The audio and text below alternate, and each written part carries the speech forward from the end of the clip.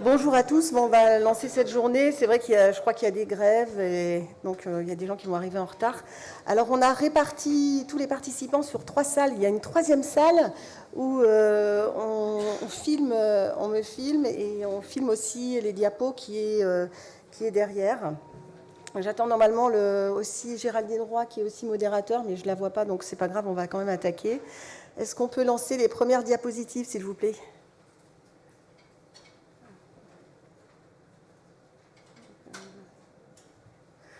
Bon, je vous remercie aussi à tous d'être venus. En fait, on a limité aussi le nombre de participants, vous l'avez compris, pour respecter la distanciation. Alors là, c'est pas le début, là. Avant les solutions, il y a les problèmes. Ok, alors donc c'est un vaste sujet. Manager les pads dans les murs et hors les murs, est-ce possible ? Donc c'est vrai qu'on n'était pas, quand on a réfléchi à cette question et qu'on a décidé que ce soit le sujet du congrès, on ne pensait pas au Covid. Et maintenant, peut-être qu'on aurait moins envie d'aller hors les murs et on aurait moins envie aussi d'accueillir des personnes âgées dans nos EHPAD pour faire des évaluations gériatriques standardisées. Bon, le sujet étant celui-là, il faut quand même avancer malgré le Covid.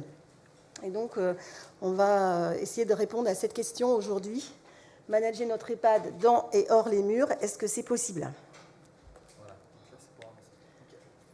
Alors, d'abord, pourquoi on va essayer de sortir l'EHPAD de ces murs pour s'occuper des futurs résidents ou des patients en ville, enfin des personnes âgées en ville. Donc, le problème en ville, qu'est-ce qu'il a ? Quel est ce problème ? Les solutions qu'on propose, les constats en EHPAD, pour voir si c'est possible, vu notre situation, et la conclusion, est-ce que c'est possible ? Donc, le problème en ville, en fait, c'est qu'en ville, il n'y a pas de prise en charge la nuit, ni le week-end, c'est très fragile. Alors, vous allez me dire, en EHPAD, c'est pas extraordinaire non plus, parce qu'il n'y a pas de dispositif de surveillance nocturne à domicile. Ensuite, il y a une fréquence. En fait, ce qu'on voit, c'est qu'il y a une fréquence et une durée moyenne de passage aux urgences qui est très importante pour les personnes âgées. Ça, c'est des sources de la région PACA, qui vont rester 6h05 pour les 75 ans et plus, contre 3h33 en général pour quelqu'un de plus jeune. Alors, c'est un peu normal, parce que les personnes âgées, elles sont polypathologiques. Et donc, c'est beaucoup plus complexe de prendre en charge une personne âgée qu'une personne plus jeune. À domicile, non, je ne voulais pas passer à cette diapo-là. Est-ce qu'on peut revenir sur la diapo précédente, s'il vous plaît ? C'est bizarre. La suivante. Je peux... Non, ça c'est la précédente. Bon, pas grave. J'ai plus la main. Non, ça c'est les solutions encore. Je veux les problèmes. Vous avez un retour et un précédent sur votre... Ah d'accord, je ne l'avais pas vu. Ok, oui, bien sûr. Alors, donc, à domicile aussi, les intervenants à domicile sont multiples. Et souvent, ils souffrent d'un manque de pilotage. Alors, ça dépend. Quand c'est ADMR, on a quand même des infirmières coordonnatrices qui pilotent, mais il y a d'autres organismes où c'est un peu plus compliqué. Et il y a différents intervenants, mais c'est pas simple de coordonner l'équivalent des ASH avec les aides-soignantes, avec les infirmières à domicile. Ensuite, à domicile, le problème, c'est la fragilité des aidants, qui sont de plus en plus âgés, qui sont en mauvaise santé et qui se sentent seuls. Donc ça génère bien sûr des situations de vulnérabilité. Donc les solutions proposées par le gouvernement, c'était que, en fait, en EHPAD, malgré tout, on s'occupe bien des personnes âgées. Enfin, on aimerait s'en occuper encore mieux, mais avec plus de moyens, on est bien d'accord. Mais on s'en occupe pas mal. On a cette expertise. On est coordonnés, on est des vrais lieux de vie, etc. Et donc, le gouvernement a pensé que l'EHPAD pouvait être une plateforme de ressources pour le domicile à travers l'externalisation de certaines prestations. Alors, par exemple, ça peut être la coordination des actions. Bonjour, je ne t'avais pas vu. Coordination des actions, circulation de l'information, l'intervention peut-être d'une IDE la nuit. Alors, nous, on n'a pas forcément d'IDE la nuit aussi, donc il faudrait qu'on ait des IDE la nuit, mais si on avait des IDE la nuit, on pourrait les mutualiser pour les faire intervenir à domicile, peut-être avec des tablettes, si la personne âgée, bien sûr, sait l'utiliser, ou peut-être envisager un déplacement au domicile si besoin. On pourrait aussi imaginer des interventions d'ergothérapeutes pour adapter le domicile, quand on a bien sûr des ergothérapeutes dans nos EHPAD, mais on a des EHPAD où on a des ergothérapeutes, où on pourrait augmenter leur temps. Ensuite, le médecin coordonnateur, il pourrait aussi intervenir pour réviser l'ordonnance, regarder la iatrogénie, utiliser ses compétences donc en gériatrie pour améliorer la qualité de vie des personnes âgées. Et on peut aussi proposer, surtout, c'est ça qui est le plus important, et ça on va le voir dans la journée, là c'est juste une introduction, une évaluation gériatrique standardisée à l'EHPAD afin de faire un vrai projet de soins personnalisé qu'on pourra transmettre aux médecins généralistes et aux équipes pour voir ce qu'on peut améliorer pour favoriser le maintien à domicile des personnes âgées. C'est évident que les personnes âgées, elles veulent vieillir à domicile et c'est aussi pour ça qu'on a envisagé cette solution. On peut aussi envisager des interventions du psychologue, repérer une dépression, faire des évaluations neuropsychologiques pour faire le diagnostic de maladies neurodégénératives, comme la démence. On peut proposer aussi une chambre d'urgence pour les personnes âgées, dépendantes, inscrites dans le dispositif et ayant besoin d'un accueil d'urgence. Alors ça peut être l'aidant principal qui a subitement besoin d'une intervention chirurgicale. Et donc à ce moment-là, on peut prendre la personne âgée dépendante dans l'EHPAD. Alors les constats en EHPAD, c'est que notre organisation le week-end, elle est parfois extrêmement fragile. Pour mon EHPAD, par exemple, de Guéméné-Pinfao, j'avais 149 résidents et le week-end, j'avais qu'une seule infirmière pour les 149 résidents. 149 résidents, c'était du lourd, les résidents, EHPAD public hospitalière autonome. Donc, effectivement, une infirmière pour 149 résidents le week-end, c'est pas suffisant. Bien sûr, pas d'infirmière la nuit, donc c'est extrêmement complexe. Des médecins traitants pas très présents parce qu'il n'y en a pas assez. Et donc là, c'est vrai que nos structures ne sont pas suffisamment dotées, peut-être pour envisager tout ça. Le fait qu'on ait fermé les USLD et le fait que les personnes âgées, bien sûr, vivent plus longtemps, qu'elles soient polypathologiques, le plus souvent démentes, tout ça, ça nécessite des soins qui sont très complexes, en fait, de plus en plus complexes, qui sont difficiles, qui sont chronophages, et on n'a pas toujours le manpower médical pour bien prendre en charge ces personnes. Ça ne veut pas dire médicaliser à outrance, il faut qu'on garde notre savoir-faire, on est vraiment un lieu de vie dans nos EHPAD, mais il n'y a pas de raison qu'on ne soigne pas bien les gens. Il faut qu'ils soient quand même soignés au mieux des possibilités. Alors, le médecin coordonnateur, en fait, dans nos constats, est-ce qu'il est utile? En fait, je dis ça parce que c'est un peu provocateur, mais moi, évidemment, je donne mon point de vue de médecin coordonnateur pour cette présentation en introduction. Le médecin coordonnateur, c'est un métier qui est accessible à tous les médecins. Il n'y a pas besoin forcément de formation en gériatrie. Théoriquement, on doit faire 3 ans. On a 3 ans pour faire une formation en gériatrie, mais il n'y a pas besoin d'avoir forcément une formation en gériatrie pour être médecin coordonnateur. Et ça, c'est un petit peu dommage. Après, évidemment, c'est pas toujours facile de trouver un médecin coordonnateur. Et et puis, il y a des médecins qui n'ont pas forcément de formation en gériatrie et qui s'en sortent très, très bien. Et la vision d'extérieur, en fait, des fois, c'est aussi...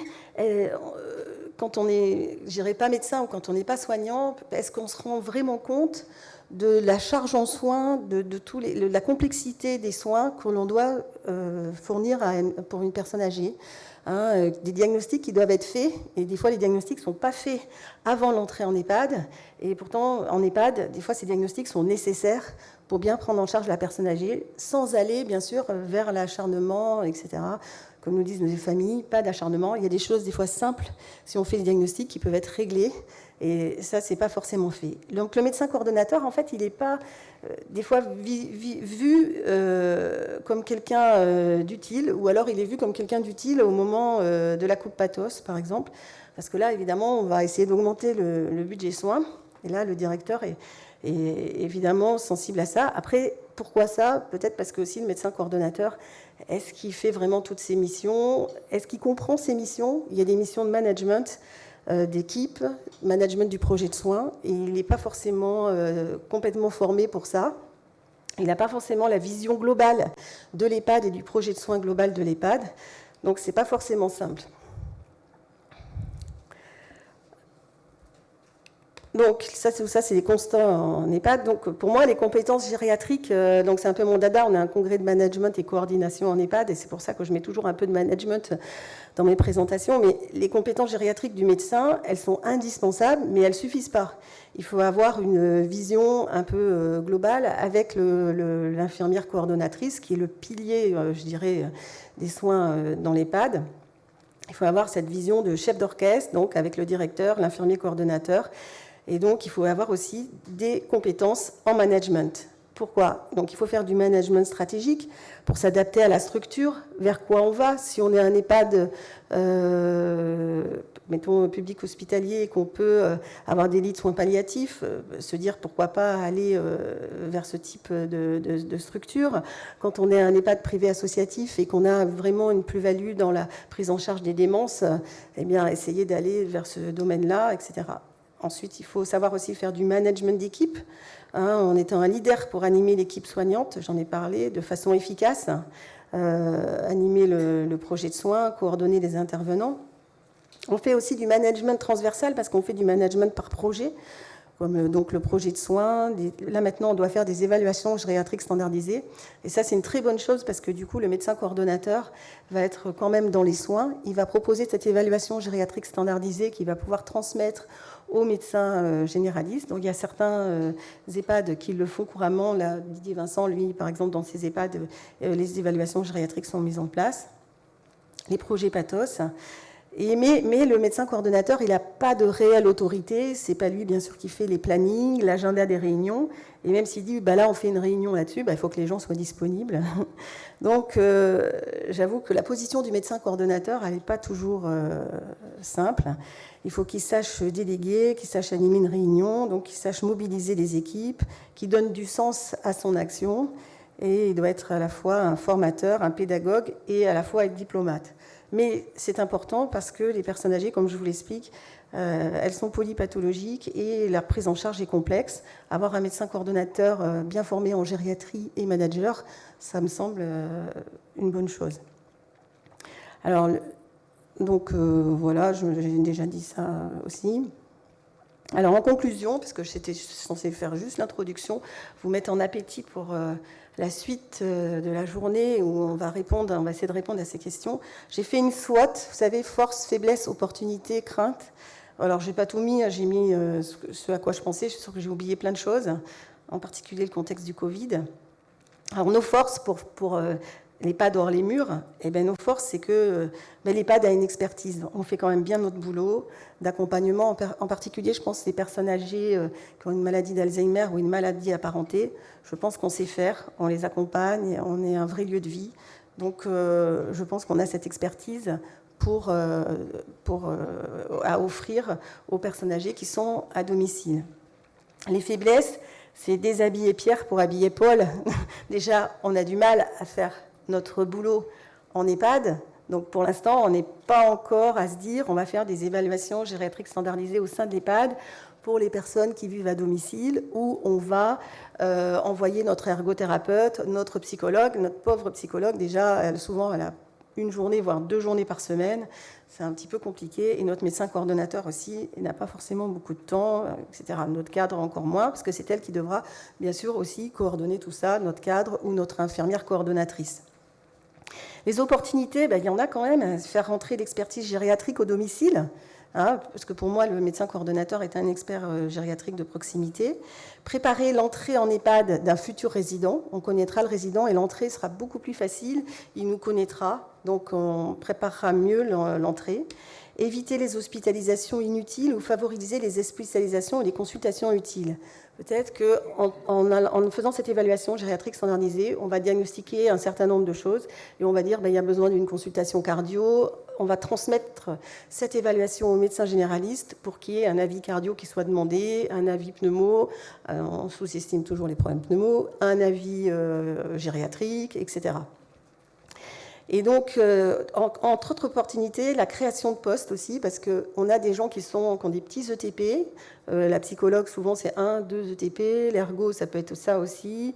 Et donc là, ça pourrait augmenter le temps de travail. Avoir des gens à plein temps, c'est quand même mieux pour la coordination. Et puis, ça va permettre de remettre clairement le médecin coordonnateur dans les soins, car les EGS ne sont pas souvent initiés parce que le médecin coordonnateur, il n'a pas le temps. Et là, peut-être que cette nouvelle dynamique va permettre de remettre le médecin coordonnateur dans les soins, même s'il est quand même, puisqu'il doit gérer les urgences, il doit gérer les urgences s'il est sur place, et il doit prescrire en cas de risque exceptionnel. Les craintes, donc, c'est des problèmes de coordination avec les acteurs de domicile aussi. Il ne faut pas que ça soit une couche supplémentaire. Et le temps de travail et les moyens alloués qui doivent être suffisants. Là, j'ai vu les budgets des expérimentations, ça me semble quand même difficile, quand même. Donc, on va essayer de répondre à toutes ces questions dans notre journée, et je vous remercie beaucoup à tous.